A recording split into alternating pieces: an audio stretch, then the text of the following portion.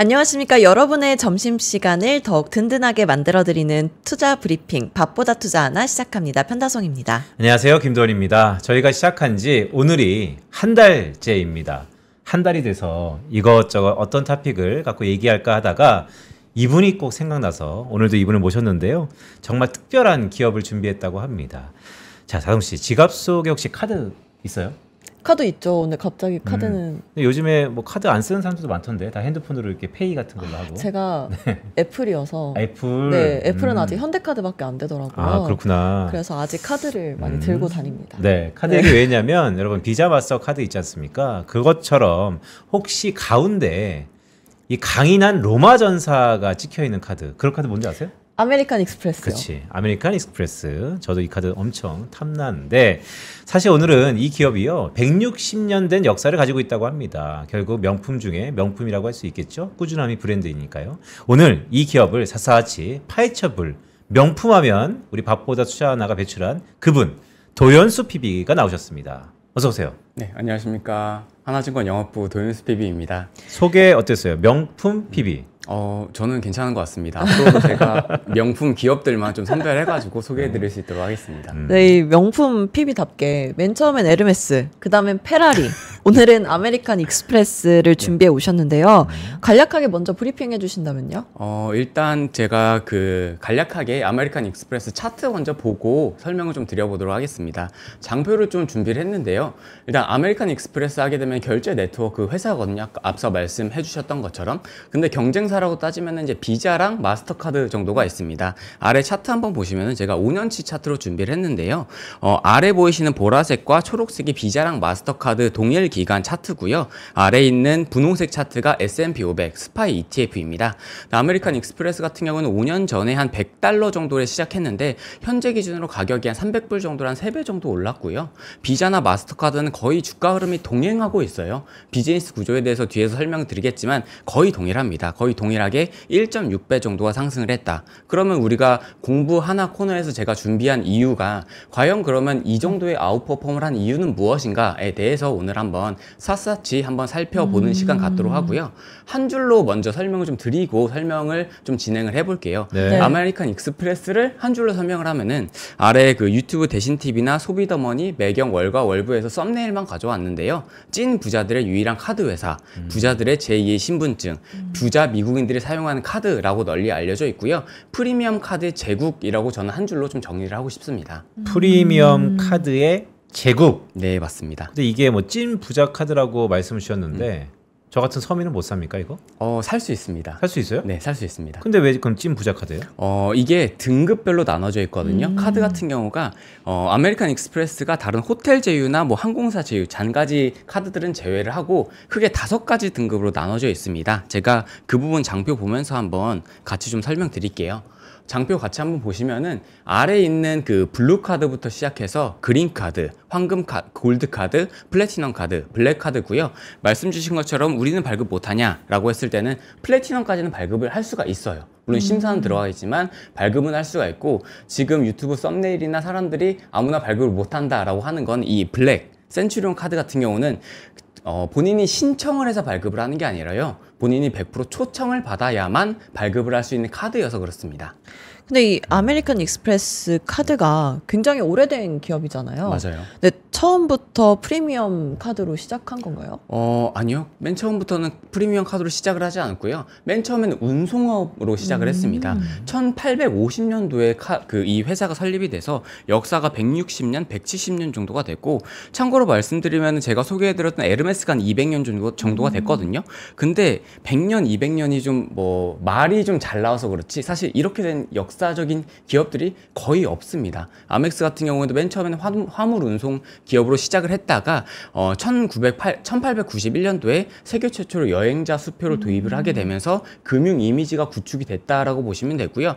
1958년도가 어떻게 보면 되게 전환점이라고 볼 수가 있는데 신용카드 사업에 진출했어요. 그리고 그 이후에 지금 우리가 널리 알고 있는 골드 카드가 66년, 플래티넘 카드가 1984년, 그리고 블랙 센츄리온 카드가 1999년도에 카드가 도입이 돼서 현재까지 이런 럭셔리 카드 브랜드가 유지가 되고 있다라고 생각을 해주시면 될 것 같습니다. 골드 카드가 1966년이에요? 네, 맞아요. 이 골드 카드 디자인이 색감도 엄청 예쁘던데. 맞아요. 그게 60년대 변하지 않고 후반이구나. 계속 유지가 되고 있습니다.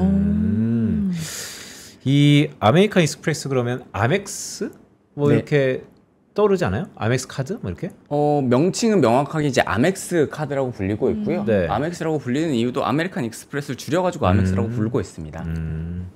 자, 여기 되게 궁금했던 게 정 가운데 이거 미국 회사잖아요. 미국 회사입니다. 미국 회사인데 정 가운데 로마 병사는 네. 몇 마리예요? 이거에 대해서 제가 장표를 같이 준비했는데요. 아멕스 카드 자체가 되게 심플해요. 가운데 병사가 한 명 있는데 사실 이 병사가 아닙니다. 그 헬멧 모양을 쓴 로마 군사 문양인데 이름으로는 센츄리온이고요. 로마 군을 100명을 지휘했던 장교입니다.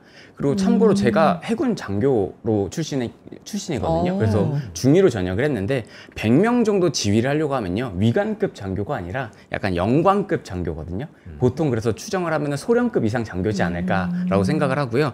아멕스가 이 장교를 쓴 이유는 명확합니다. 우리는 용맹하고 책임있고 신뢰와 권위를 상징하기 때문에 손님한테 그렇게 얘기를 하는 거죠. 당신은 평범한 소비자가 아니라 우리 아멕스가 보호하고 예우하는 VIP다라는 메시지를 명확하게 전달하고 있다라고 보시면 되고요.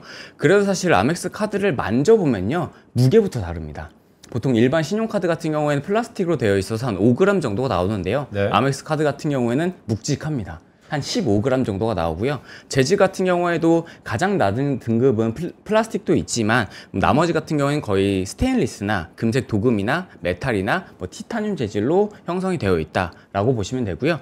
나머지 디자인 같은 경우는 정말 심플해요. 뭐 화려한 패턴이나 로고 당연히 없고요. 그리고 아멕스 자체가 멤버십 기반의 카드 모델이다 보니까 이 아래 우측 하단에 있는 멤버 신스라고 있는데 가입 연도가 평생 고정이 됩니다. 그리고 그게 계속 이어지고 있다라고 보시면 될 것 같아요. 근데 아까 잠깐 그 등급별 카드 보여주셨는데 이 등급별로 혹시 특징이 따로 있을까요? 연회비라든가 특징이. 특징에 대해서 좀 살펴보고 말씀을 좀 드리겠습니다. 장표 보시면요. 제가 연회비랑 특징 한번 좀 정리를 해왔습니다. 네. 일단 가장 낮은 블루카드 같은 경우에는 입문자용이라고 보시면 돼요. 연회비는 없고요. 가입 방법은 누구나 가능하고 보통 받는 혜택은 일상적인 캐시백 정도에 집중이 되어 있다라고 보시면 되고요. 그 다음에 넘어가면 이제 입문이라고 할 수 있는 그린카드가 있는데 여기가 연회비가 한 15만 원 정도가 나옵니다. 근데 여기 같은 경우에는 기본적인 여행 정도 그리고 그 다음에 넘어가서 골드카드가 연회비가 한 30만 원 정도가 나오고 있는데요. 골드카드 같은 경우에는 일반적으로 뭐 외식이나 식료품 카테고리가 강화가 되고요. 조금은 더 고급 다이닝과 고급 여행에 집중이 되어 있다. 라고 보면 되고요. 그리고 일반인들이 발급할 수 있는 가장 높은 티어의 등급의 카드가 플래티넘 카드인데 여기가 연회비가 한 100만 원 정도 하더라고요. 근데 참고로 올해 아니면 내년 정도에 연회비를 한 150만 원 정도까지 인상 계획이 있다라고 합니다. 근데 이 카드는 명확해요. 럭셔리 여행의 파트너가 되겠다. 럭셔리 여행의 파트너. 그래서 여행 갈 때 생각해 보면은 모든 혜택들이 다 들어가 있어요. 뭐 발레 파킹부터 시작해서 호텔 라운지, 그 공항 라운지부터 시작해서 호텔에 뭐 무료 조식 서비스, 룸 업그레이드, 레이트 체크아웃 등등이 모두가 포함이 되어 있고요. 그 다음에가 사실 찐 부자들의 카드로 좀 유명한 블랙카드인데 여기가 연회비가 한 700만 원 정도 되더라고요. 네. 그리고 저번 달에 현대카드가 정말 공을 기울였다가 계속 블랙카드를 발급을 못 받았었어요. 라이센스를 아멕스로부터 못 받았었는데 저번 달에 최초로 받았거든요. 네. 블랙카드를. 근데 연회비가 한 700만 원 정도가 되는데 이거는 100% 초청을 받아야 됩니다. 그리고 잠깐만요. 원래 현대 블랙 있잖아요. 현대 블랙은 자체 브랜드고요. 아메리칸 현대 익스프레스 아멕스 블랙이 블랙을 따로 받은 겁니다. 나왔어요. 이게 더 상위 등급인 거예요? 상위 등급이죠. 현대 블랙도 한 200만 원 하는 것 같던데. 이거는 조금 더 비쌉니다. 그래요? 한 3배 정도 좀 비싸고요. 그리고 그 차이에 대해서도 뒤에서 한번 설명을 좀 드릴게요. 누가 갖고 있냐라고 했을 때는 네. 뭐 트럼프, 빌 게이츠, 네노라는 셀럽들이 많이 들고 있습니다. 트럼프가 이제 셀럽이군요. 그렇죠. 여러분 뭐 카드 회사에서 나온 거 아닙니다. 네, 워낙 잘 설명을 해주셨지만 이런 카드가 있다라는 얘기인데, 자 그러면 뭐 본격적으로 들어가기 앞서서 도대체 이렇게 비싼 연회비를 내고서 아멕스 카드를 사는 그 효용은 뭐예요? 효용 같은 경우에는 제가 생각했을 때는 이 브랜드가 주는 가치가 있는데 핵심적으로는 그거예요. 한국의 프리미엄 카드도 있지만 아멕스 같은 경우는 글로벌 공용이거든요. 그래서 어딜 가든 쓸 수가 있어요. 어딜 가든 호텔이면 호텔, 뭐 여행이면 여행, 식당이면 식당 다 쓸 수가 있고 심지어 플래티넘이나 그 블랙 카드 같은 경우에는 우선 예약이 다 됩니다. 와. 컨시어지 서비스가 되게 잘 되어 있거든요. 그리고 이번에 근데 그 우선 예약 있잖아요. 말은 그렇게 해도 진짜 내가 우선으로 예약하고 싶을 때는 다 성수기잖아요. 그러니까 모든 게 다 수요와 공급인데 그렇죠. 이게 자칫 오해가 되면 내가 프리미엄 카드로 우선 예약할 수 있는 권한이 있다. 너무 좋은데 공급은 한정돼 있고 수요가 물리는 성수기 때 그러면 부킹돼 있는 걸 뭐 빼고 나를 집어넣는다는 건 아니잖아요. 그게 아니고 예를 들어서 대표적으로 사람들이 많이 사용을 하는 게 여행 갔을 때 미슐랭 식당 예약을 많이 사용을 하시거든요. 그때도 100석이 있으면 일단 뭐 5석은 아멕스로 일단 빼놓고요. 거기 미리 안에서 빼두는 경쟁을 하는 거죠. 거예요. 근데 보통 거기가 플래티넘 아니면 블랙 카드 등급의 사람들만 컨시어지 서비스를 이용하다 보니까 말씀 주신 것처럼 성수기 때 공급 대비 수요가 몰리면 안 될 수도 있겠죠. 근데 그 가능성은 상대적으로 낮다라고 설명드릴 수가 있을 것 같아요. 약간 개인 비서 같은 느낌이네요. 딱 그거를 타겟팅을 한 거고요. 그게 한국 카드가 못 따라가는 그런 유일한 약점이에요. 그 왜 못 따라가죠? 그 바틀러 서비스가 왜 안 되죠? 진입 장벽이 너무 높아요. 진입 장벽이. 진입 장벽이 너무 높아요. 한국 카드 뭐 우리 카드에 투체할 수도 있고 삼성 카드에 라운 카드도 있고 뭐 현대 카드에 블랙 카드도 있는데 이게 한국에서 서비스를 할 거면은 정말 잘 되어 있는데 뭐 미국이나 뭐 싱가포르나 유럽이나 일본 나가게 되면요. 일단 각 국별로 로컬 파트너랑 계약을 해야 되고요. 세무 체계도 되게 많이 다릅니다. 그리고 인허가를 안 해줘요, 일단. 근데 이거를 이미 아멕스 같은 경우에는 170년 역사가 있다 보니까 거의 200개국에 다 라이센스가 있거든요. 우리가 가는 웬만하게 생각하는 그런 그 국가들은 다 되어 있다고 보시면 되고 가맹점 수도 한 1억 개 이상 이미 제휴가 되어 있는 상태입니다.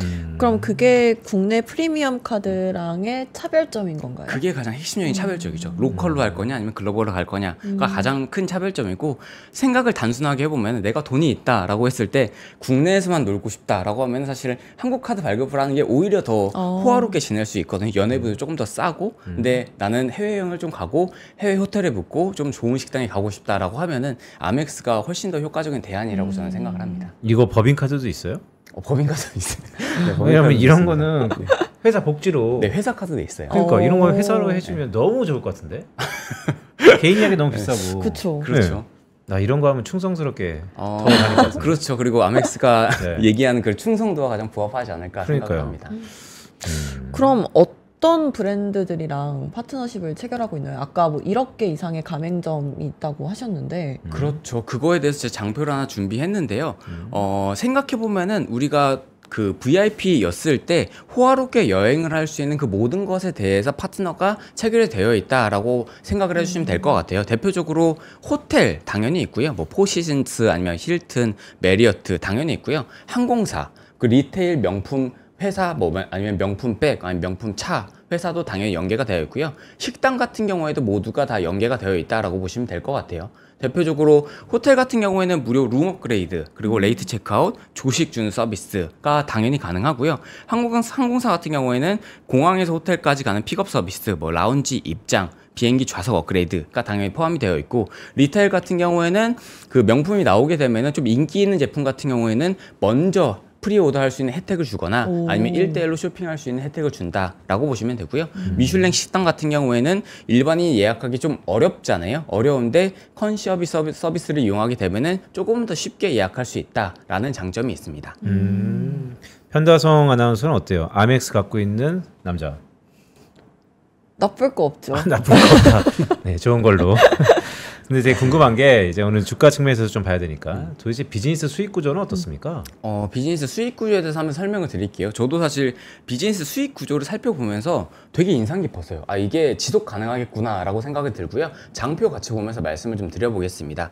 일단 전체를 100으로 봤을 때 한 53.4%가 가맹점 수수료에서 나와요. 근데 가맹점 수수료가 뭐냐라고 했을 때 제가 루이비통 가서 100만 원을 긁었어요. 100만 원을 긁으면은 루이비통이 100만 원을 다 가져가는 게 아니라 3.3%를 아멕스가 가져갑니다. 그리고 루이비통이 96만 7천 원을 가져가요. 네. 근데 이 수수료율이 비자나 마스터카드가 결제 수수료율이 그래도 높다라고 사람들이 생각을 하는데 주임님께 한번 여쭤보겠습니다. 비자나 마스터카드 결제 수수료율이 대략 얼마 정도 될 것 같다고 생각을 하세요? 요즘에 현다성 아나운서 신들렸는데. 10%? 10%요? 아니, 10%도 아니고요. 그거에 딱 10분의 1. 1%에서 1%요. 5% 정도 이제 비자나 마스터카드 가지고 있는데 아멕스 같은 경우는 그거에 한 2배 정도를 떼고 있어요. 아 그러면 이런 건가요? 3.3% 중에 비자 마스터는 그 중에 1%를 가져간다? 아니요. 이제 100만 원을 긁으면 걔네들 만 원을 가져가는 거죠. 1%를 그쵸. 총 만 원을 매출액에. 근데 아멕스는 그렇게 많이 가져가요? 많이 가져가고요. 이게 사실 프리미엄 전략이 이미 공고화된 것도 있고 가맹점 입장에서 우리 아멕스 안 받을게요 하면 되는 거거든요. 그러니까요. 우리 아멕스 결제 안 할게요라고 하면 되는 건데 이 사람 입장에서 가맹점 입장에서 당연한 거죠. 그 손님들이 돈을 일단 많이 쓰고 그리고 그 돈이 좀 있으신 분들이 오잖아요. 그리고 데이터가 쌓이고 그러다 보니까 이 정도를 떼줘도 우리 입장에서는 충분히 남는다라고 생각을 해서 이미 널리 가맹점이 많이 포진이 되어 있고요. 반대로 얘기하면은 정말 오지에 있는 어떤 그런 카드도 안 되는 회사 같은 경우에는 아멕스를 할 이유는 없겠죠. 그런 경우에는 비자도 거부하고 아멕스도 거부하고 유일하게 현찰만 받는 것도 있는데 우리가 일반적으로 여행을 가는 곳에는 거의 대부분이 있다. 그리고 여기서 발생되는 매출이 한 53.4% 정도가 되고 YOY 기준으로 성장률이 한 6% 정도가 나온다라고 설명을 좀 드릴 수 있을 것 근데 같아요. 그런 거 있잖아요. 카드로 하면 4만 원인데 현금으로 하면 36,000원만 주시면 돼요. 이게 10% 이렇게 깎아주시는 게 그래서 저는 그쵸, 가맹점 카드 수수료죠. 수수료 카드 수수료가 좀 생각보다 큰 거죠. 부가세? 그렇죠. 부가세랑 카드 수수료가 생각보다 큰데 사람들이 이제 보통은 결제가 다 디지털화되고 카드화됐다 네. 보니까 일반적으로는 거의 카드 수수료를 뗄 수밖에 없는 구조예요. 그리고 두 번째로 수익 구조가 가장 큰 게 100 중에 한 23.6을 가져가고 있는 게 이자 수익입니다. 참고로 카드 회사는 거의 대부분이 이자 수익 비중이 되게 높거든요. 근데 이자 수익이라는 게 카드 쓰고 할부나 뭐 카드론이나 현금 서비스에서 발생하는 이자라고 보시면 돼요. 그리고 그 다음이 연회비예요. 연회비가 다들 높다고 생각을 하시면 전체 100으로 봤을 때 한 12.8% 정도 해당이 되고 있고요. 연회비나 외환거래 수수료가 차지하고 있는데 저는 이 포인트에 좀 주목을 하고 있는 게 YOY 기준으로 성장률이 한 20% 정도로 되게 성장이 잘 나오고 있습니다. 연회비가. 그리고 연회비가 코스트코 비즈니스 모델이랑 좀 비교를 해서 설명드리고 싶은데 코스트코 같은 경우에는 되게 마진율이 정말 낮잖아요. 극단적으로 낮잖아요. 네. 거의 2%에서 3% 정도로 알고 있는데 전체 순수익의 절반이 연회비거든요. 코스트코 같은 경우에는. 근데 아멕스 같은 경우는 그런 비즈니스 모델로 저는 바뀔 거라고 생각이 되고 있는 게 일단 해지율 자체가 굉장히 낮아요. 일반적인 카드 회사의 일반 해지율이 한 15%에서 한 20% 정도 해지를 하거든요. 근데 아멕스 같은 경우에는 공식 IR 자료에도 나왔는데 해지율이 1%입니다. 근데 그게 왜 그런 거예요? 심사 받고 초청 받아서 들어가는 과정이 까다로우니까 해지를 안 하는 건가요? 아니면? 두 가지 이유로 설명드릴 수가 있는데 첫 번째로는 할 만한 사람한테 가입을 해주고요. 두 번째로는 사람들이 가입하고 쓰다 보니 편해가지고 해지를 안 하는 거가 좀 가장 큽니다. 근데 이 카드가 지금 프리미엄 뭐 몇백만 원 되는 거는 초청이지만 다른 거는 자기가 등록하는 그렇죠. 거잖아요. 거기도 심사를 하나요? 그건 거기도 아니잖아요. 심사를 합니다. 아, 거기도 심사해요? 블루 카드나 그린 카드 같은 경우는 그렇게 빡세게 심사를 안 하는데요. 골드 카드부터는 좀 빡세게 심사를 하고요. 플래티넘 카드가 이제 제 지인들도 조금 갖고 있는데 거기는 소득 정보, 재직 정보, 거주 정보 그리고 과거 어떻게 소비해 왔었는지에 대해서 정밀 심사가 들어갑니다. 그러니까 되게 엄격한 기준을 갖고 심사한다는 것이죠. 맞아요. 그럼에도 불구하고 도대체 왜 이렇게 못 사서 안달이냐? 그 가장 근본적인 우리 마음속에 있는 뭐 포머까지는 아니더라도 그 심리가 뭘까요? 이런 명품 카드는 그런 심리를 이용하는 거잖아요. 그렇죠. 사람들이 모든 걸 누릴 수 있고 너네들이 잘 쓸 수 있다라는 심리를 되게 잘 노린 거라고 생각이 되고 사실 연회비라는 게 혜택이 뭐 100만 원짜리라고 해도 사람들이 이걸 다 안 써요. 다 안 쓰고 실질적으로 모든 혜택을 쓰는 사람들이 5% 미만 정도밖에 안 되거든요. 아 그래요? 나머지는 그냥 약간 갖고 있다는 심리적인 안정감인 거죠. 그거 아닐까요? 페라리가 언제든지 쓸수 있다. 하차감이잖아요. 하차감. 이거는 그렇죠. 꺼낼 때 그렇죠. 네, 하차감 비슷한 감정을 느끼는 거죠. 언제든지 나는 공항에 네. 가도 라운지에 동반 1인 입장을 할 수가 있고 호텔에 가도 룸 업그레이드가 되고 뭐 조식이 나온다. 이런 심리적인 안정감을 주는 혜택이 연회비를 끊지 못하고 계속 가는 갱신율이 높은 그런 이유 중에 하나지 않을까라고 저는 개인적으로 생각을 합니다. 그러니까 이 럭셔리제인데 그러면 경기를 많이 탈 거란 말이죠. 근데 말씀하셨던 그렇죠. 것처럼 이 연회비 및 카드 관련 수수료가 전년 동분기 대비 아니 동월 대비 20% 이상 증가했다는 게 좀 고무적인데요. 맞아요. 그거를 제가 장표 보면서 말씀을 좀 드릴게요. IR 자료에서 가져왔고요.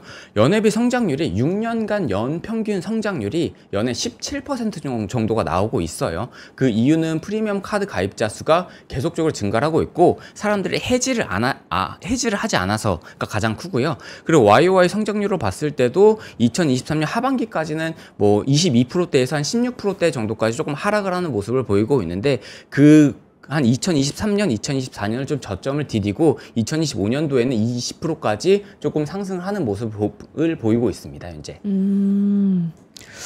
근데 그런 게 있잖아요. 해외에서 결제하면 차단되는 시스템 같은 게 카드사별로 다 있는 것 같은데, 만약에 내 카드가 다른 국가에서 결제되거나 패턴과 다른 소비가 발생했을 때 알려주는 서비스가 아멕스에도 잘 되어 있나요? 아멕스가 그건 정말 잘 되어 있고요. 그 비자랑 마스터카드랑 차이에 대해서 설명을 드리면 좀 좋을 것 같아요. 일단 비자나 마스터카드 같은 경우에는요, 말 그대로 고속도로만 깔아준다라고 보시면 돼요. 우리는 결제 네트워크만 깔아줄 테니까 카드 발급 너네가 하고 뭐 가맹점 관리 너네가 하고 소비자 관리 너네가 다 해. 우리는 네. 깔아만 줄게 라고 하는 시스템이라고 보시면 되고요. 네. 아멕스 같은 경우에는 우리가 다 할게 라는 시스템이에요. 우리가 정보도 취합하고 카드 발급도 우리가 하고 너네들 가맹점 관리도 우리가 다 할게. 그러다 보니까 데이터가 정말 많이 모이거든요.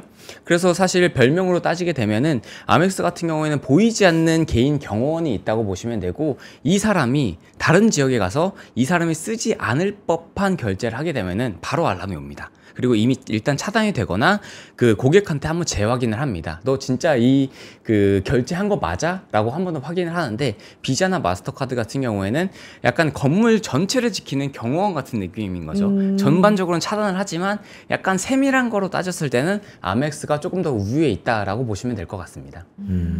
아멕스가 좀 더 우위에 있다. 네, 그러니까 맞습니다. 글로벌리 가장 선호하는 카드 브랜드가 아멕스가 단연 1등인가요, 그럼?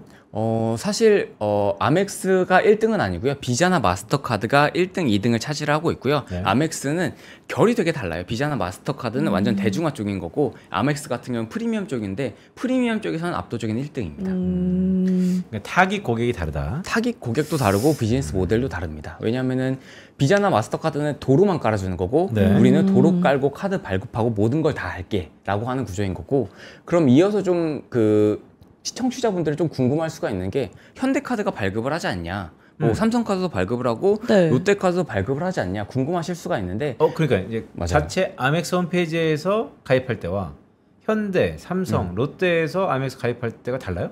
그게 좀 다르고요. 핵심적인 차이는 규제 때문에 그렇습니다. 규제.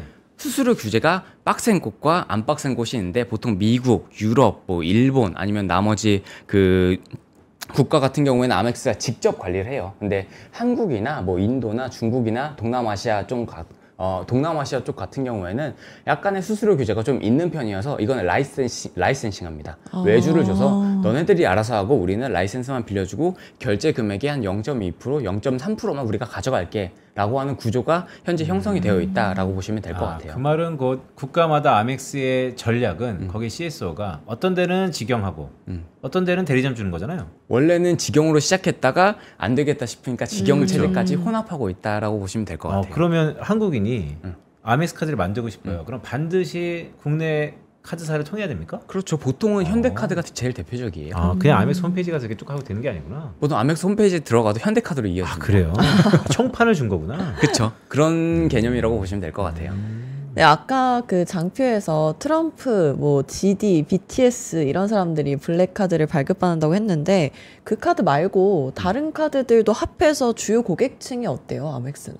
아멕스 주요 고객층 같은 경우에는 제가 잠시만요. 주요 고객층을 장표로 좀 준비를 했고요.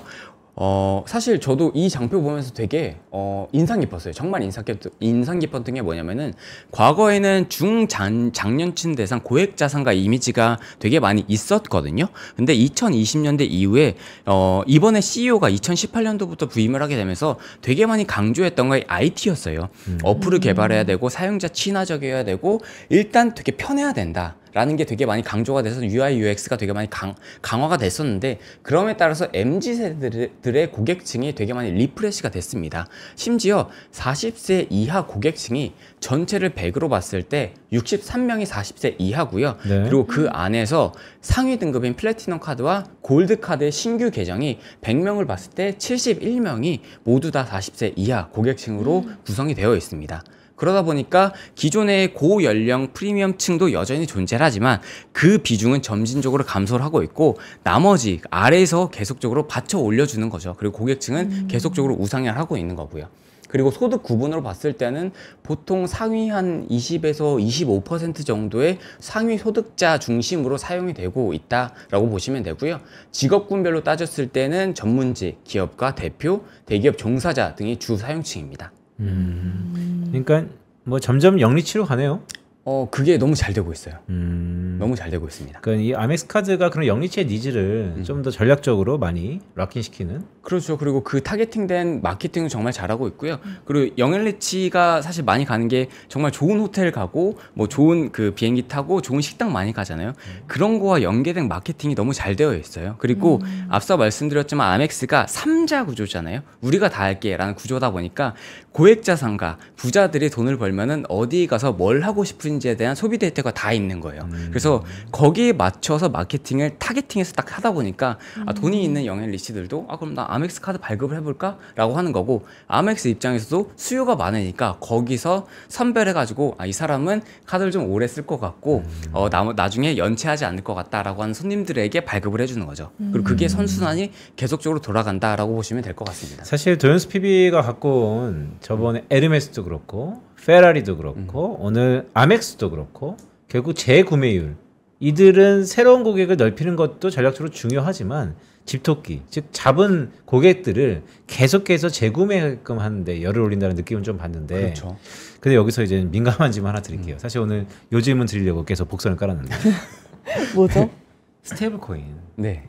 이거 최대의 악재입니까? 왜냐면 비자 마스터 스테이블 코인 그렇죠. 되자마자 이제 결제 누가 수수료 내고 하냐 다이렉트 직판하는데 그런데 아멕스는 우리는 프리미엄이야 우리는 그래도 수수료 내면서 재구매할 거야 라고 살아남을지 아니면 그래 스테이블 코인 때문에 우리도 바뀌어야겠어 아멕스 뭐 스테이블 코인 블랙카드 뭐 등등 뭐 나오나 어제 등등 어떤 뭐 전략적인 그런 임플리케이션이 있을까요? 제가 개인적으로 생각을 하기에는 일단 아멕스 브랜드는 그대로 가되 스테이블 코인을 엮을 것 같아요. 왜냐하면은 아멕스가 기존의 경제적 해자라고 불리는 이유 중에 하나가 글로벌 결제 인프라거든요. 이 200개국 1억 개 이상 가맹점이 있는 회사가 이 회사 말고는 없어요. 명품 브랜드 중에서는. 그래서 그걸 여전히 살리면서 그 안에서 조금은 수수료를 낮추거나 아니면 스테이블 코인으로 결제할 수 있는 활로를 찾아주지 않을까라고 저는 개인적으로 생각을 해서 스테이블 코인이 맨 처음에는 경쟁 관계에 있는 건 맞는데 비자나 마스터카드 같은 경우에도 스테이블 코인이 올라오게 되면서 사실 조금 빠졌다가 다시 좀 올라가는 흐름을 보였거든요. 네. 결국에는 상생 구조로 갈 것 같다라는 게 제 개인적인 생각입니다. 상생 구조로 갈 것 같다. 네, 아멕스가 미국 기업이잖아요. 네. 그래서 미국에서는 이미 잘하고 있을 것 같은데 미국의 국가에서의 성장률은 어때요? 미국 국가에 대한 성장률뿐만 아니라 해외 카드 성장률도 같이 한번 살펴보도록 하겠습니다. 장표 한번 띄워보시면요. 일단 미국에서의 성장세는 정말 완연하게 거의 성장을 다 이룬 모습을 보이고 있고요. 미국 외 국가에서 아멕스 카드를 발급받아서 사용하는 고객층이 정말 크게 성장을 하고 있어요. YOY 기준으로 12% 이상 성장을 했고요. 미국 소비자가 YOY 기준으로 한 7% 정도 성장을 했거든요. 이거에 거의 한 1.8배 정도 성장을 한 면이 있고요. 미국 기업 같은 경우에는 성장세가 좀 완연한 성숙기에 좀 이르러서 YOY 기준으로 2% 정도 성장을 했는데 해외 기업 같은 경우에는 12% 정도로 한 6배 정도 성장을 하고 있습니다.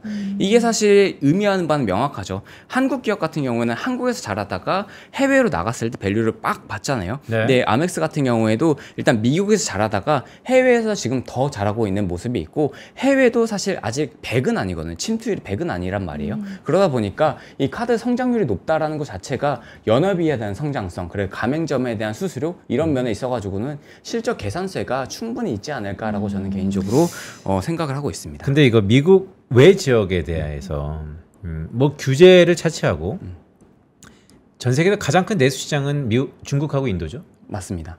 사실 카드 회사가 중국인들은 제가 결제 그때 데이터를 보니까 한 90% 이상이 페이, 위챗페이, 알리페이. 알리페이 쓰죠. 네, 그래서 신용카드를 안 쓴단 말이죠. 이 시장을 결국 두드리지 못하면 엄청난 밸류를 주기 힘들지 않아요?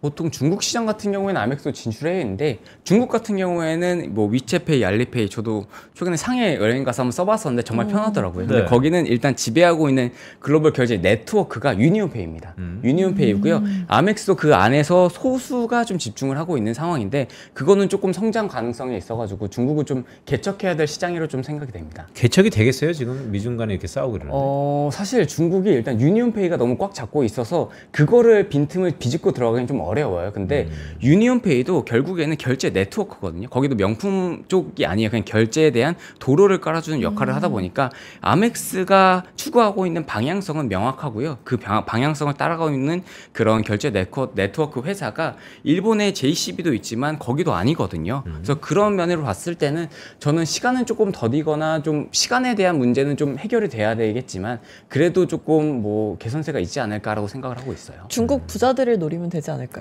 중국 부자들이 많이 쓰고 있습니다. 실제로 아멕스 카드를. 그럼 사용 지역으로 구분을 해보면 비자나 마스터카드는 해외여행 갈 때 어디든 다 통용이 되잖아요. 맞습니다. 아멕스도 마찬가지인가요? 아니면 지역별로 좀 제한이 있나요? 아멕스도 거의 다 되고요. 200개국 이상이 되다 보니까 웬만한 오지를 가지 않는 이상은 다 됩니다.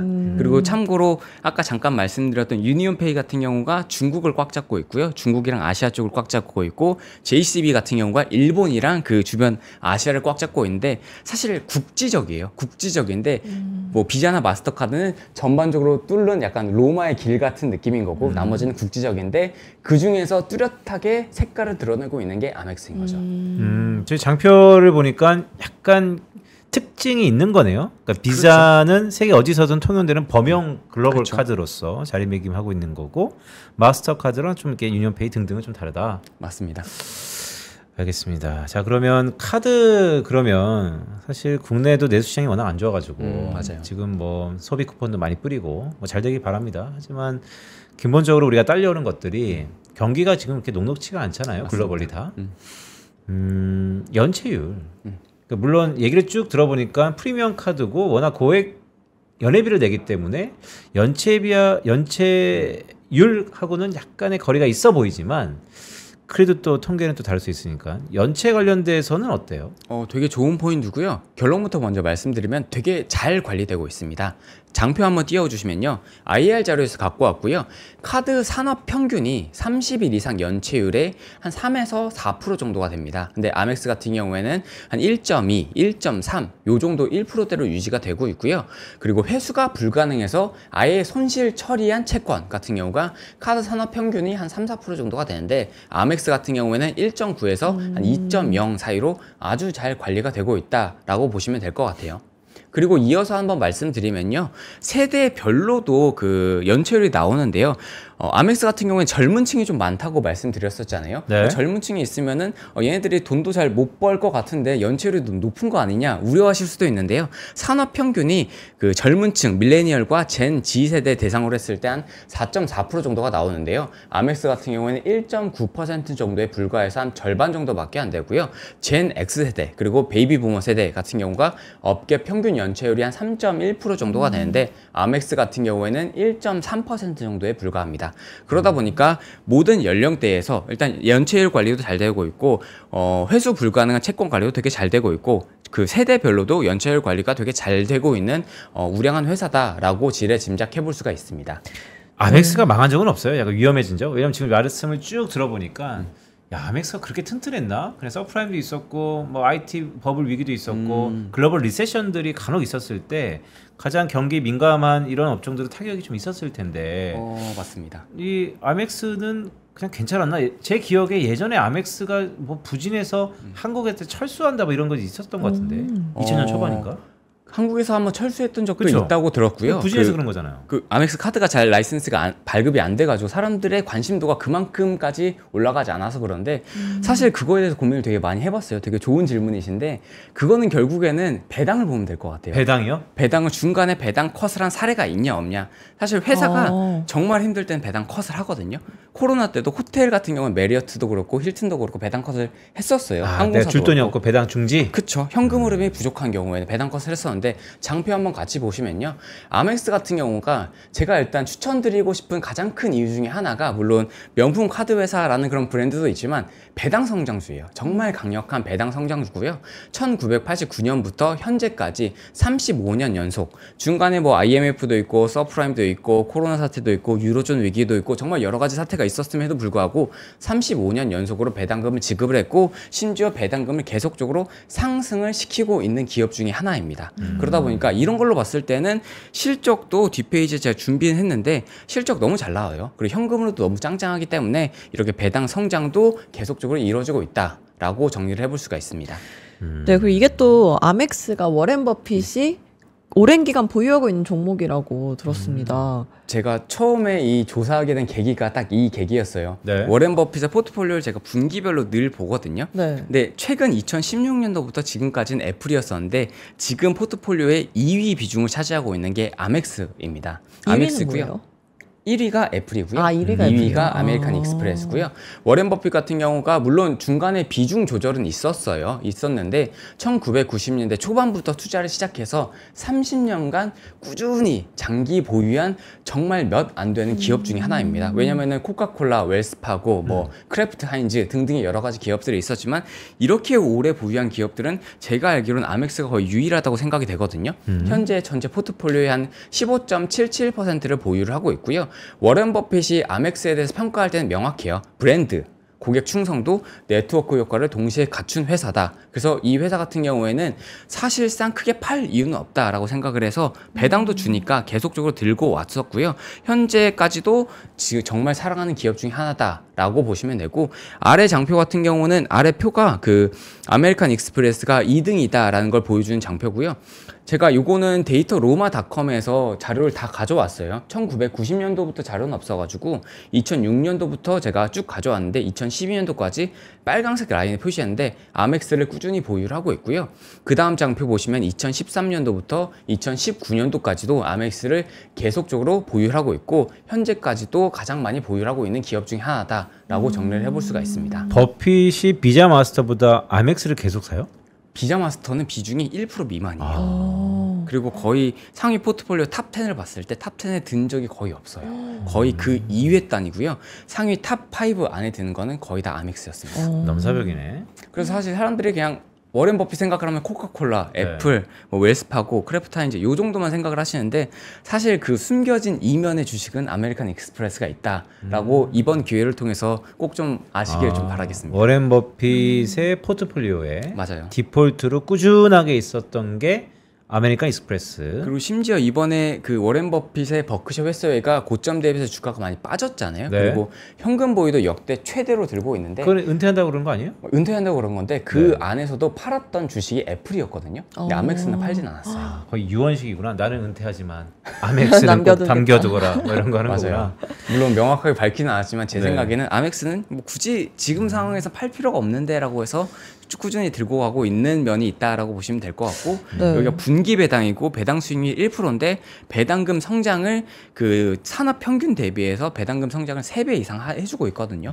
그러다 보니까 꾸준히 들고 가고 있는 게 아닌가라고 저는 개인적으로 생각을 합니다. 네, 설명해 주신 거 들어보면 주가도 좋고 실적도 좋고 서비스도 좋고 그렇죠. 네, 뭐 하나 나쁜 게 없는 것 같은데 이 카드 발급 건수가 어느 정도가 돼요?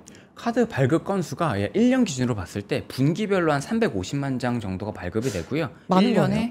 1년에 한 1,400만 정도가 되는데 비자랑 마스터카드가 1년에 발급되는 게 거의 한 1억 장에서 1억 5천 장 정도가 돼요. 네. 그거 대비해서는 좀 낮은데 말씀드렸다시피 비즈니스 모델 자체가 완전히 다르기 다릅니다. 때문에. 비자 타깃이. 마스터카드 대비해서는 10분의 1이지만 아멕스는 아멕스의 길을 가고 있기 때문에 연간 1,400만 정도가 발급이 되고 있고 그 유지율이 갱신율이 계속적으로 이어나가고 있다라는 게 가장 큰 포인트가 아닐까라는 생각을 하고 있습니다. 이게 가만 따져보면 연간 1,400만 개가 다 프리미엄인가요? 그건 아니죠. 다 프리미엄 아니고요. 다 합쳐진 거예요. 합쳐진 뭐 거죠. 그린 카드도 있고 블루 카드도 있고 센츄리온 카드도 있고 등등 여러 개가 있습니다. 그린 카드는 연회비가 0이었나요? 맞아요. 그럼 연회비가 좀 어느 정도 높은 카드가 얼마나 발급되는지 있어요? 정정하자면 그린카드가 연회비가 15만 원이고 블루카드가 연회비가 없고 네. 그 등급별로 얼마나 발급이 됐는지는 IR 자료 통해 가지고는 공시된 건 없어요. 그래요? 그리고 블랙카드에 사실 사람들이 관심이 되게 많이 있는데 블랙카드가 몇 장이 유통이 되고 있는지도 사실 몰라요. 철저히 블랙인데 있구나. 그렇죠. 전반적으로 이 정도 발급을 했고 갱신율이 이 정도고 사람들의 소비 패턴 이렇습니다 정도만 발표를 하고 있습니다. 아니, 왜냐하면 1,400만 개가 연간 새롭게 신규로 신규로 발급되는데 이제 그 전 세계잖아요. 그렇죠. 그러면 한국의 GDP가 보통 연간 전 세계에서 뭐 1%에서 2% 남짓한다고 보면 이게 1,400만 개 중에서 1%가 한국에서 연간 발행된다는 건데, 그렇죠? 주변에 진짜 유심히 봐야겠구나, 이 갖고 있는 사람들. 그래서 그동안 그냥 내가 별 생각 없었거든요. 지갑에 갖고 계신 거 아니에요? 애석하게도.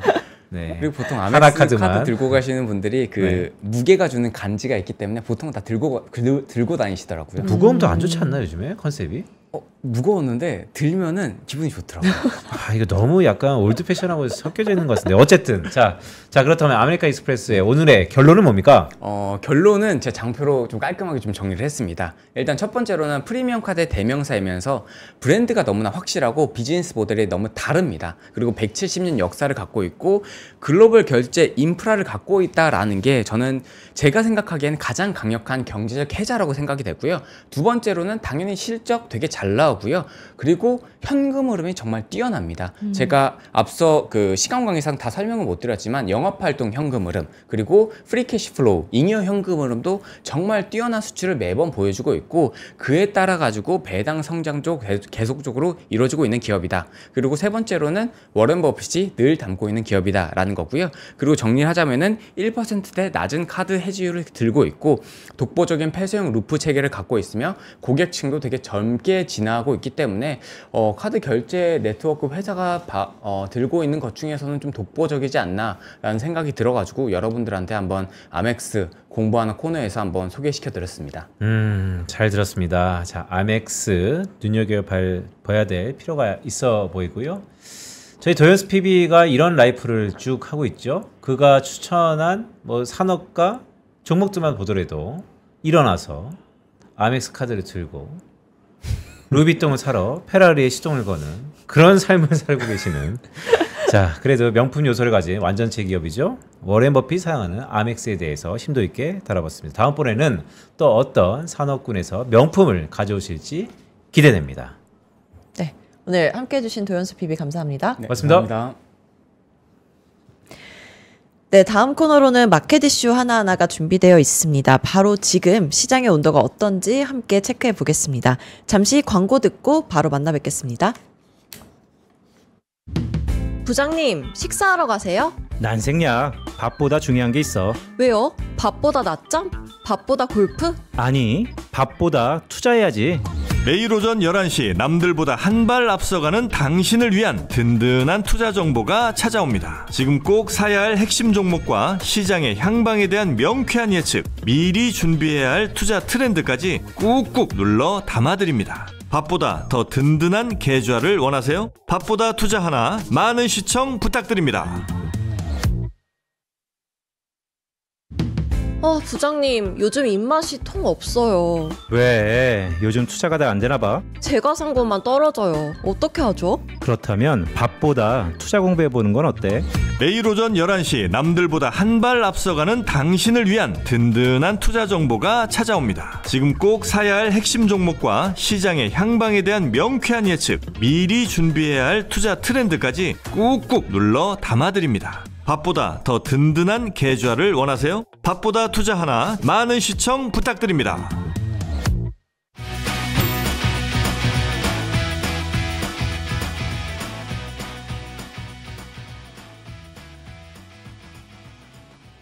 네, 마켓 이슈 하나하나 시간입니다. 지금 이 순간 시장이 어떻게 숨쉬고 있는지 생생하게 확인해 보겠습니다. 배재원 PB와 함께합니다. 어서 오세요. 어서 오세요. 안녕하세요. 하나증권 PB 배재원입니다. 배재원 PB. 마스터카드 쓰고 있어요? 아메리칸 익스프레스 같은 거? 쓰려고 하고 있어요. 쓰려고 하고 있어요. 네. 자, 지금 우리 장 어떻게 흘러가는지 전반적인 브리핑 쭉 할 건데요. 시청자분 아시는 것처럼 이번 주부터 시황 코너를 조금 개편했죠. 정오의 특징주 어떤 게 오르고 어떤 게 내려가고 있는지, 왜 오르고 왜 떨어지는지 하나하나 살펴볼 텐데요. 그러기에 앞서 지금 지수가 매우 엄중한 시기니까 우리 지수 어떻게 흐름되는지 간략하게 살펴보도록 하겠습니다. 먼저 전체적인 분위기 어떤가요? 네, 일단 업종별로 코스피와 코스닥 흐름을 살펴보면 코스피 같은 경우에는 0.18% 하락한 3,192포인트, 코스닥은 0.16% 상승한 799포인트인데요. 지금 시장의 흐름을 살펴보는 것과 같이 어떤 게 오르고 어떤 게 내리고 이게 반복하는 좀 불편한 시장입니다. 어떻게 보면 주도주가 있지 않고 수급이 뭐 실적이 잘 나오는 곳에 갔다가 다시 또 실적이 발표되는 그쪽으로 옮겨 붙다가 하다 보니까 아직은 명확한 상승에 대한 방향성은 나오지 않는 시장이다. 여전히 불확실성이 내포되어 있는 시장이다라고 좀 말씀드릴 수 있겠습니다.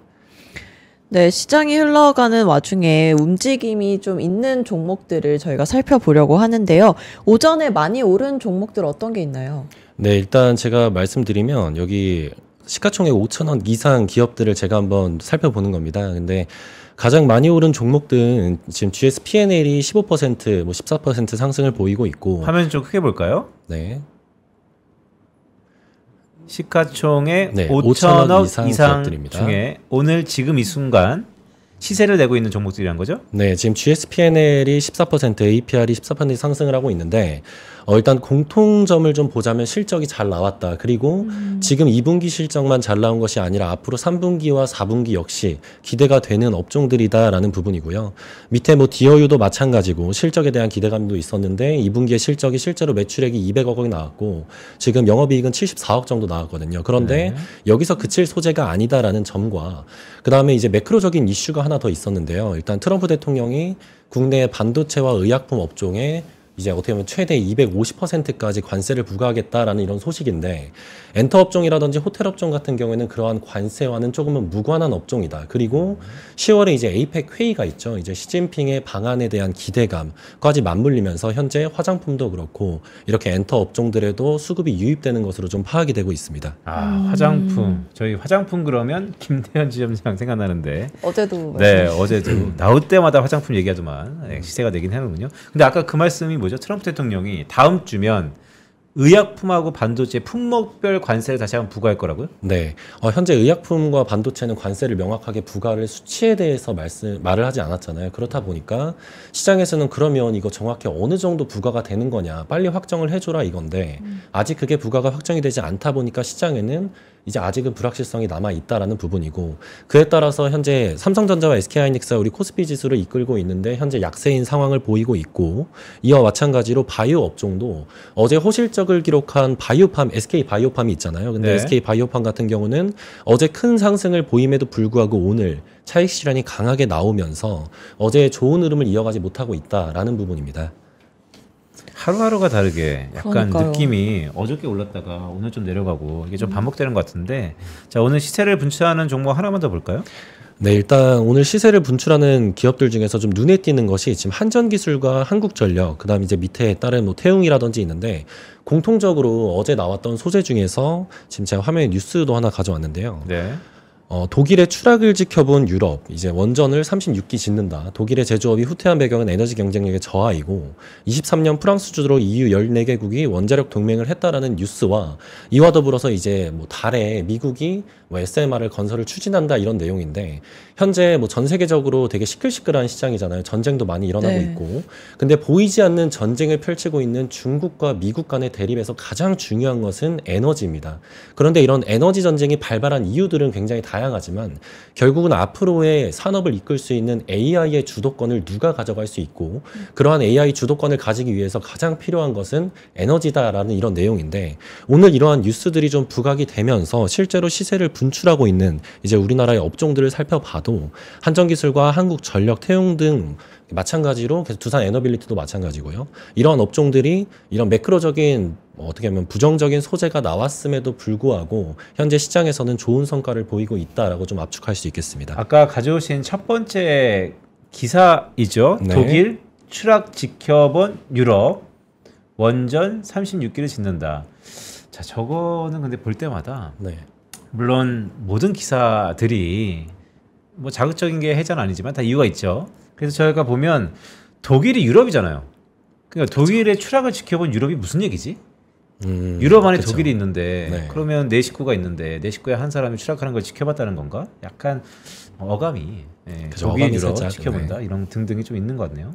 뭐 어쨌든 저건 어떤 겁니까? 소액 면세 폐지에 KBT 역직구물 비상? 네, 이제 역직구몰이라고 하면 일단 해외에 있는 뭐 미국인들이라든지 뭐 유럽인들 이들이 이제 우리나라의 화장품을 사기 위해서 플랫폼을 이용해서 거기서 구매를 하는 건데 오늘 전해진 소식에 미국이 $800 이하의 소액 수입품에 적용해오던 면세 제도를 중단을 하겠다. 이제 이러한 내용이 생기면서 실제로 이제 역직구몰을 통해서 우리나라 화장품 뷰티 업체들이 이제 인디 브랜드라던가 이런 소형 뭐 화장품 브랜드들의 판매를 뭐 증가시키는데 앞장을 섰었는데 네. 오늘 이러한 소재가 나오면서 실제로 주가 차원에서도 좀 희비가 갈렸다라고 볼 수 있습니다. 일단 APR 같은 경우에는 오늘 호실적으로 인해서 15% 상승을 보이고 있지만 네. 반대로 일단 화장품의 유통에서의 최대를 담당하고 있는 실리콘투 같은 경우에는 오늘 이제 이러한 하락세를 좀 보이고 있는 것이 좀 희비가 엇갈리는데 일단 이런 역직구몰을 통해서 성장했던 회사들을 좀 살펴보면 실리콘투도 그렇고 뭐 CJ 올리브영을 담당하고 있는 CJ도 그렇고 현재 주가세에서 이렇게 APR 어떻게 보면 화장품의 이제 대장주라고 할 수 있죠. 이제 아모레퍼시픽도 이익적으로 증가를 했고 시가총액도 1위를 탈환했기 때문에 근데 그러한 부분에서 APR의 실적이 이렇게 좋음에도 불구하고 이렇게 뭐 시세 차원에서는 좀 다른 흐름을 보이고 있는 것이 좀 악재로 작용한 것으로 보입니다. 아, 실적에 따라서 기업의 주가의 형방과 방위성이 상이하다. 그럼 이제 반대로 많이 떨어진 종목들 한번 살펴볼까요? 네, 이제 반대로 떨어진 종목들 앞서 말씀드린 SK 바이오팜 그다음에 뭐 실리콘투도 마찬가지인데 오늘 좀 눈여겨보셔야 될 점은 이제 조선업종이라든지 방산업종의 이런 하락세입니다. 일단 상반기를 주도했던 업종이라고 하면 조방원이 빠질 수 없는데 지금 뭐 그저께까지만 해도 이제 조선의 흐름이 너무 좋다 이제 마스카 프로젝트라든지 이런 긍정적인 좀 뉴스가 나오면서 아 상반기의 업종들이 다시금 하반기에도 상승하는 것이 아닌가라는 기대가 있었는데 이제 오늘 흐름을 살펴보면 조금은 이쪽에서 차익 실현이 나오고 있고 오히려 조금은 주목받지 못했던 관세의 피해를 관세와 관련되어 있던 엔터 쪽이라던가 아니면 호텔 업종의 수급이 이동을 하는 모습을 볼 수 있습니다. 근데 이러한 부분을 봤을 때 어떻게 보면 이렇게 하락했던 업종들이 특별한 기업의 실적에 이슈가 있어서가 아니라 네. 현재는 이게 수급적으로 명확한 방향을 잡지 못했다. 그렇기 때문에 이제 뭐 산업적으로 봤을 때 뭐 화장품 업종, 2차 전지 업종, 뭐 조방원도 마찬가지고 다양한 산업 내에서 한정된 유동성이 순환하고 있다라고 이렇게 좀 말씀을 드릴 수 있겠습니다. 그러니까 이런 거네요. 그러니까 오르는 종목은 확실히 실적이 서프라이즈가 나오면 주가가 바로 반영이 되는데 네. 오늘 떨어진 업종 아까 쭉 보니까 조방원, 삼성전자도 좀 내려가고 있더라고요. 네, 오늘 삼성전자도 마찬가지로 반도체와 의약품에 대한 관세 부과로 인해서 네. 삼성전자, SK하이닉스 약 1~2% 정도 하락하는 모습을 좀 보이고 있습니다. 그러니까 시가총액이 가장 높은 기업이 지금 조정을 받고 있고 우리 증시를 이끌었던 주도주도 지금 살짝 조정을 받고 있고 그러니까 전반적으로 조정 국면 속에 있는 건데 지난주 금요일부터 나왔던 우리 장의 가장 큰 이슈 정책적인 드라이버에 대한 기대 후퇴 뭐 이런 것들도 다 반영되면서 어쨌든 좀 분수령인 것 같은데 자 이럴 때 사실 외환시장이 되게 중요하거든요. 네. 왜냐하면 모든 것들은 다 외환시장이 단기 자금들이 왔다 갔다 하니까 환율은 어때요? 일단 오늘의 환율은 그렇게 큰 변화 없는데 원달러 환율로 달러당 1,390원입니다. 일단 흐름 자체로 봤을 때 최근에 1,400원 근접까지 갔다가 현재는 조금 하락된 모습입니다. 근데 이렇게 트럼프 대통령이 이제 미국의 고용 지표가 발표가 되는 부분에 있어서 살짝 혼선이 있었잖아요. 원래 네. 예측치가 뭐 14만 명 대비해서 뭐 1.4만 명 정말 극단적인 데이터가 나왔는데 이로 인해서 현재 연준 뭐 제롬 파월 의장도 그렇고 일단 고용통계국 국장도 이렇게 해임을 하면서 현재 이렇게 불확실성이 굉장히 많은 상황입니다. 그렇기 때문에 이러한 트럼프 대통령에 의한 관세 정책이 과연 누구를 위한 것인가라는 의문도 굉장히 시장에 나오고 있는 상황이고요. 누구를 위한 겁니까? 뭐 미국을 원해서 일단 그렇게 하겠지만 이게 네. 정말 미국을 위한 것인가 일단 미국에 대한 신뢰성이 조금은 훼손이 되는 것도 트럼프 입장에서는 그렇게 좋은 흐름은 아니잖아요. 그렇다 보니까 이제 환율 시장도 주목을 하면서 이제 이 관세의 향방이 어떻게 되는지도 주목을 해야 되고 일단 우리 국내 시장에서도 이렇게 매크로적으로 흔들리곤 있지만 이제 어제도 그렇고 오늘도 굉장히 인상적이었던 게 APR의 실적입니다. 일단 네. 이러한 매크로의 불안성에도 불구하고 APR은 일단 증권사 컨센서스가 약 500억에서 550억 가량이었는데 실제로 영업이익이 800억을 돌파를 하는 흐름을 보였습니다. 예, 되게 이게 과연 컨센서스가 잘못된 건가 이렇게 의문을 가질 수 있지만 이거를 좀 다른 의미로 보면 이렇게 성장하는 기업을 그리고 이렇게 성장하는 화장품 산업이라든지 뷰티 디바이스의 성장을 아직 보지 못했기 때문이다. 그렇기 때문에 이렇게 성장을 하는 기업을 함부로 추정을 해서는 안 된다라는 좀 교훈이고요. 일단 우리나라 시장에서 이렇게 아웃퍼폼하는 기업들이 나오면서 시장의 분위기도 반전될 수 있기 때문에 그러한 흐름 좀 지켜보는 것도 좋을 것 같습니다. 함부로 밸류에이션이나 포캐스팅을 하면 안 되는 기업이 APR이다. 네, 좋은 말씀입니다. 네, 이제 그럼 오후장 전략을 세워보겠습니다. 오후에 가장 주목해야 될 포인트 어떤 게 있을까요? 네, 제가 표에서 원래 키워드 3가지를 가져오는데 오늘은 2가지를 가져왔습니다. 일단 첫 번째는 단연코 실적입니다. 그리고 두 번째는 관세인데요. 일단 실적 같은 경우는 여전히 뭐 좋은 기업들이 실적을 발표를 했지만 이번 주만에도 일단 카카오와 네이버의 실적 발표가 예정되어 있고요. 네. 이제 8월 둘째 주, 셋째 주 여전히 화장품 기업들의 실적도 발표가 되는데 아직 실적 시즌이 마무리되지 않았고 기업들의 실적이 예상치를 서프라이즈를 내면서 좋은 흐름을 보이는 업종들도 많기 때문에 여전히 실적이 발표가 예정되어 있는 기업들은 주목을 해야 된다라는 부분이고요. 관세 관련해서는 이제 내주 다음 주에 트럼프가 의약품과 반도체에 대해서 관세 부과를 한다고 하는데 현재 그로 인해서 단기적으로 우리나라의 바이오 업종이나 그다음에 반도체 업종들의 주가 하락을 보이고 있습니다. 하지만 이런 하락세들이 계속 연속적으로 하락을 하는지 안 하는지는 계속 지속적으로 수급을 체크해 봐야겠고요. 네. 현재 하락하고 있는 것이 기회가 될 것인지 여전히 주목을 하는 것이 중요하다고 좀 생각하고 있습니다. 그러니까요. 실적은 이번 주 이슈고 사실 이번 주를 지나면 실적 시즌이 거의 좀 마무리되는 거죠. 근데 관세가 여전히 진행형인데 근데 가만 생각해 보면 다음 주에 이재명 대통령이 트럼프 대통령 만나잖아요. 네. 근데 다음 주에 의약품하고 이제 반도체 때린다고 했단 말이죠. 이거 무조건 협상의 하나 내버리지인데 왠지 만났는데 때리려고 그랬는데 내가 만나서 짠 됐다 뭐 이렇게 하면서 네.